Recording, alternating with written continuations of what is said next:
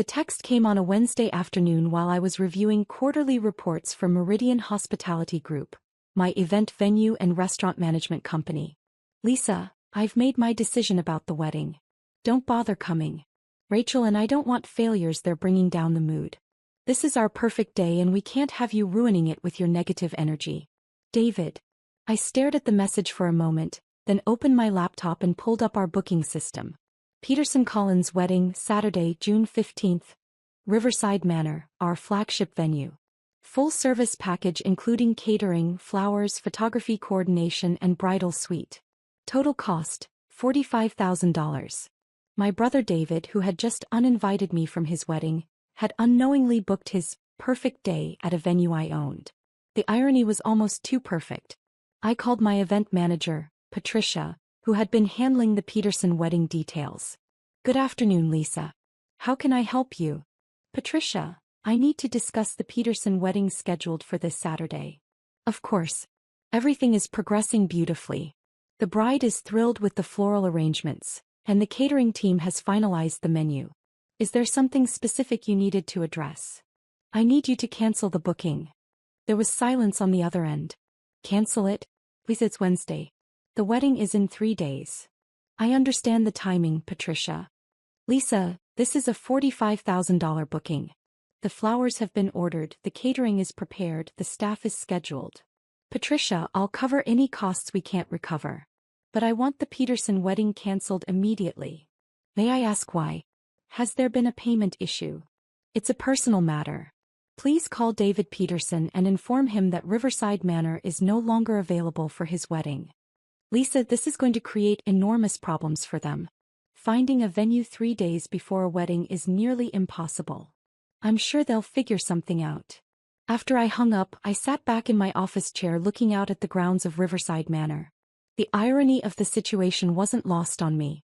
For 2 years, David had been planning his dream wedding, while simultaneously making it clear that his sister wasn't successful enough to be part of his new life. David was a marketing manager at a mid-sized firm, engaged to Rachel, a dental hygienist. They were solid middle-class professionals who had spent months bragging about their elaborate wedding plans and their rise in social status. What they didn't know was that their failure sister owned a hospitality empire worth over $30 million. Meridian Hospitality Group had started 8 years ago when I purchased a failing restaurant with money I'd made from selling my first tech startup. 1 restaurant became 3, then I expanded into catering, then event venues. We now own 12 restaurants and 6 event venues across the state. But to my family, I was just Lisa who worked in restaurants and never settled down. They had no idea that I employed over 300 people and that my venues hosted some of the most exclusive events in the region. My phone rang 15 minutes later. David's number. Lisa. Lisa, something terrible has happened. What's wrong, David? The wedding venue canceled on us. 3 days before the wedding. Oh no, that's awful. Which venue? Riverside Manor. We put down a $10,000 deposit, planned everything around this location, and now they're saying they can't accommodate us. Did they give you a reason? Some bullshit about scheduling conflicts. Lisa, we have 150 guests coming from out of state. The invitations specified Riverside Manor. We can't just move the wedding. That does sound like a difficult situation. Lisa, you work in restaurants, right? Do you know anyone in the event business who might have availability this Saturday? I paused. David, let me understand something. You texted me 3 hours ago saying you didn't want me at your wedding because I'm a failure. Now you're calling asking for my help. Lisa, this is an emergency. I'll deal with the wedding guest list later, but right now I need to find a venue. I see. So when you need something, I'm no longer too much of a failure to talk to. Lisa, don't make this about our family drama. My wedding is about to be ruined. Your perfect day, you mean? The one that would be ruined by having your failure sister there. Lisa, please. I'm desperate. David, I'm confused. If I'm such a failure, how would I be able to help you with your venue problem? Because you know people in the restaurant business. Maybe someone knows someone. I do know people in the restaurant business, David. But I'm not sure why you'd want help from a failure. Lisa, I'm sorry about the text, okay? I was stressed about wedding planning and I said things I didn't mean. Which things didn't you mean? The part about me being a failure or the part about not wanting me there? Lisa. Because those seem like two separate issues, David. Look, we can discuss the guest list after we solve the venue crisis. Right now I just need options. Options? From your failure sister. Lisa, will you help me or not? I looked out my office window at the wedding setup crew preparing the gardens for Saturday's now-cancelled event. David, let me make some calls and see what I can find out.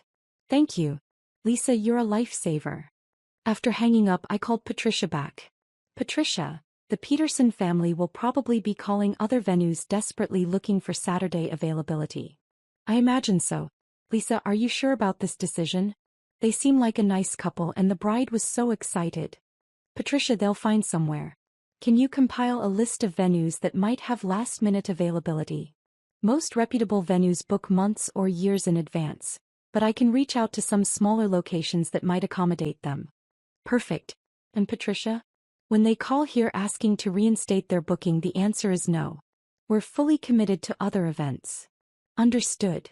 An hour later, my phone was buzzing with texts from various family members who had apparently heard about the venue crisis. Mom, Lisa, David told me about the wedding venue problem. This is terrible. Can you help them find somewhere else? Kevin, my younger brother, heard about David's wedding disaster. Know any event people who might help? Aunt Margaret. Lisa, your brother is devastated about the venue cancellation. Family needs to stick together in times like this. I found it fascinating how quickly I'd gone from failure who would ruin the perfect day, to family member who should help in times of crisis. David called again that evening. Lisa, I've been calling venues all day. Everything decent is booked. The few places that have availability are either way out of our budget or completely inappropriate for the kind of wedding we planned. That sounds stressful. Lisa, this is a disaster. Rachel is crying. Her parents flew in from California. We have relatives coming from 12 different states. I'm sorry to hear that, David. Lisa, I need to ask you something and please don't take this the wrong way. What's that? Do you think there's any way Riverside Manor might reconsider? I mean, if we offered more money or agreed to different terms. I don't know, David. Why don't you call them and ask? I did call them. 3 times. They keep saying the decision is final and they can't discuss it further. Lisa, you don't think this has anything to do with our text conversation earlier, do you? What do you mean? I mean, it's just a weird coincidence that they canceled right after we had that disagreement. David, do you think I somehow convinced a high-end event venue to cancel your $45,000 wedding because you hurt my feelings?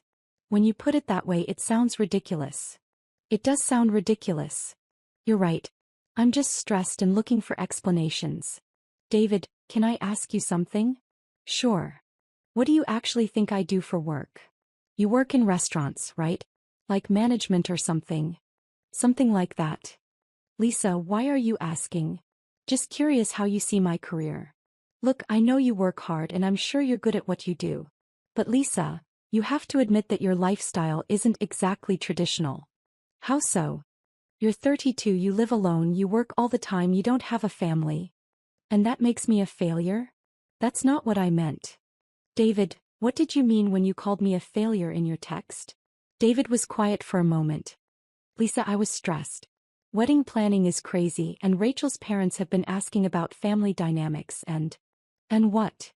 And I guess I felt like having you at the wedding might raise questions about why you're still single, why you don't have a more conventional career, why you're different from the rest of us. Different how? Lisa, you know what I mean. Kevin is married with kids. I'm getting married. You're just doing your own thing.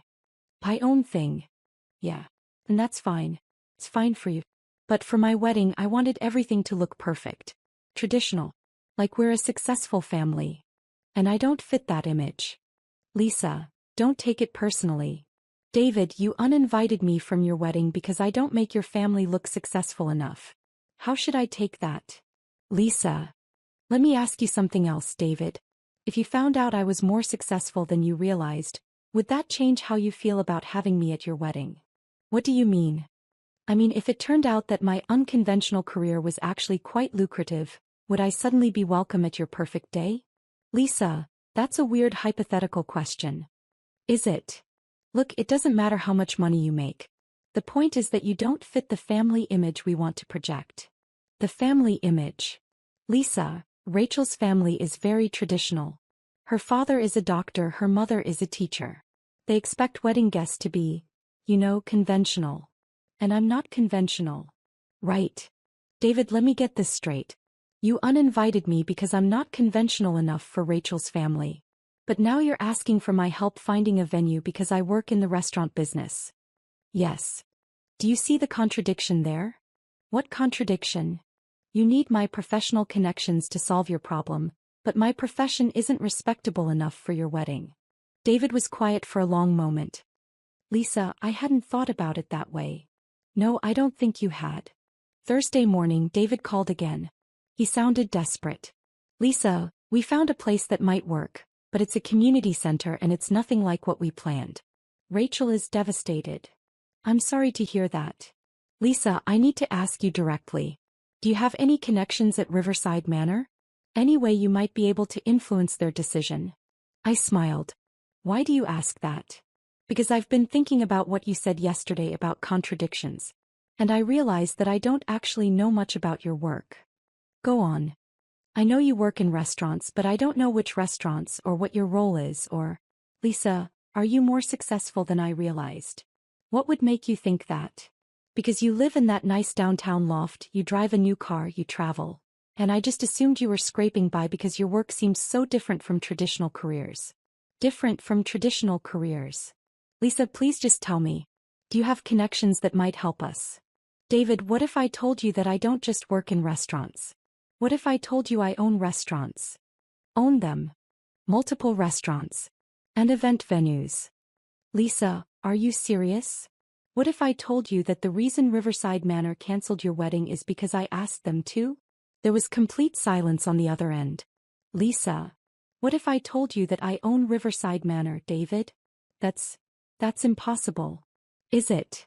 Lisa, you can't own Riverside Manor. That place is worth millions. It is worth millions. Several million, actually. Lisa, stop joking around. This isn't funny. I'm not joking, David. I own Meridian Hospitality Group. We own 12 restaurants and 6 event venues, including Riverside Manor. You're serious? I'm serious. Lisa, that means your failure sister canceled your perfect wedding because you didn't want failures bringing down the mood. Oh my God. Your failure sister who owns the venue you booked for your dream wedding. Lisa, I had no idea. Of course you didn't. Because you never asked about my work beyond assuming it wasn't impressive enough for your social circle. Lisa, please. We can fix this. Can we? Yes. So I'm sorry. I'm so sorry. I had no idea you were so successful. David, I'm curious. Are you sorry because you hurt my feelings or because you found out I'm wealthier than you thought? Both. Lisa, I'm sorry I called you a failure. Are you sorry because it was mean or because it was inaccurate? Because it was both. So if I had actually been a failure, it would have been okay to uninvite me? No. That's not what I meant. David, what did you mean? I meant that I was wrong about everything. Wrong about your career, wrong about your success, wrong about uninviting you. And if you had been right about my career? If I really was struggling financially and living an unconventional life. David was quiet for a long time. Lisa, I think I would have been wrong then too. Why? Because you're my sister. And that should matter more than what kind of job you have or how much money you make. Should it? Yes. Lisa, can you forgive me? David, forgiveness and consequences are two different things. What does that mean? It means I can forgive you for being a snob, but that doesn't mean I'm going to give you back your venue. Lisa, please. We have 150 guests coming. Rachel will be humiliated. Rachel will be humiliated because her wedding venue was canceled, or because people will find out her future brother-in-law owns the venue and canceled it? Lisa. Because those are two different types of embarrassment, David. Lisa, what do you want me to do? I want you to understand that actions have consequences. I understand. Do you? Because 3 days ago, you decided your sister wasn't good enough for your wedding. Today you're asking that same sister to save your wedding. Lisa, I was wrong. About what? About everything. About you being a failure, about you not fitting our family image, about uninviting you. And what changed your mind? Finding out how successful you are. So you only respect me now because I have money? No. That's not. Lisa, that's not what I meant. What did you mean? I meant that I should have respected you before I knew about your success. Why? Because you're my sister. David, I want to ask you something and I want you to think carefully before you answer. Okay. If I wasn't wealthy, if I really was struggling financially and living an unconventional life, would I still deserve to be at your wedding? David was quiet for a long time. Yes. Why? Because family is about more than money or social status. Is it? It should be. David, do you think Rachel's parents would judge me less harshly if they knew I owned the venue where their daughter was supposed to get married? Probably. And does that tell you anything about what kind of people they are? Lisa, I think I see your point. What's my point? That if people only respect you because of your wealth or status, then their respect isn't worth having. And that I was trying to manage other people's shallow opinions instead of standing up for my family. David, I want you to think about something. What? You're asking me to save your wedding. But 3 days ago you didn't want me at your wedding. What's changed? I found out you're successful. Right. So you want me to use my success to solve your problem, but 3 days ago, you thought my success wasn't impressive enough to share your celebration. Lisa, I was wrong. Were you wrong about me not being successful, or were you wrong about success determining someone's value as a family member? Both. David, here's what's going to happen. Okay. I'm going to reinstate your wedding at Riverside Manor. Really? Lisa, thank you so much. I'm not finished. Sorry. The wedding will go on as planned with one condition. What condition? I'm going to be there.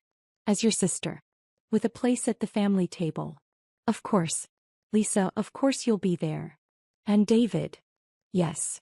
When people ask about your family, you're going to introduce me as your sister who you're proud of, regardless of what they think about my career or lifestyle. I will, Lisa. I promise. And if Rachel's parents or anyone else makes comments about me being different or unconventional, you're going to defend me. I will. As I am different, David. I chose to build businesses instead of following a traditional career path. I chose to focus on professional success instead of getting married and having kids in my 20s. And those choices don't make me less valuable as a family member. You're right. Lisa, I'm really sorry. David, one more thing. Anything. You're going to tell people that I own the venue. What? You spent months bragging about having your wedding at Riverside Manor. Now you get to brag about the fact that your sister owns it. Lisa, won't that be weird? Why would it be weird? Because people will wonder why I didn't mention it before. And what will you tell them? The truth. That I didn't know how successful you were because I never bothered to ask. Saturday arrived and the wedding was beautiful. Riverside Manor looked perfect, the weather was ideal and Rachel was radiant. But the best part was watching David introduce me to guests. This is my sister Lisa. She owns Meridian Hospitality Group. They own this venue and 11 restaurants. I'm incredibly proud of her. Rachel's father approached me during the cocktail hour. Lisa, David tells me you own this place? I do. It's spectacular. You should be very proud. Thank you. David mentioned that he didn't realize the extent of your success until recently. That must have been quite a surprise for the family. I smiled. It was a surprise because no one ever asked about my work in detail. They assumed that because my career path was unconventional, it wasn't successful. Well, clearly they were wrong. Dr. Collins, can I ask you something? Of course. If I didn't own this venue, if I really was just someone who worked in restaurants and lived an unconventional life, would that make me less worthy of respect as David's sister? He looked thoughtful. You know, Lisa, that's an excellent question. And I think the honest answer is that I might have made unfair assumptions. Most people do. But you're right to point it out. Success comes in many forms and family is about more than professional achievements. During the father of the groom's speech, David surprised everyone. I want to thank my sister Lisa, who not only provided this beautiful venue for our wedding, but who taught me an important lesson this week about family and respect. Lisa, I'm sorry it took me so long to realize that you were successful all along. not because of your business achievements, but because of who you are as a person. Thank you for saving our wedding, and more importantly, thank you for forgiving me for being an idiot." The crowd laughed and applauded, but I could see the sincerity in David's eyes. After the wedding, as the last guests were leaving, David found me on the terrace.